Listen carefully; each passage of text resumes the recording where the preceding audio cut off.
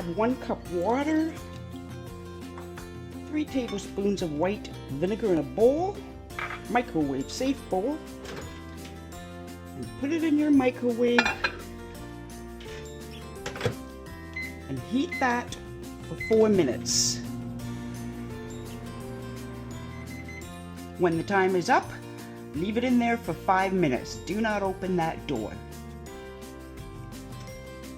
Next is to very carefully remove that bowl from the microwave. It's going to be hot. Wipe down the ceiling, all 3 walls, and the floor. You'll find the steam from the heat in the microwave loosens up any hard dirt in that microwave, and don't forget your door. Voila! Got yourself a clean microwave.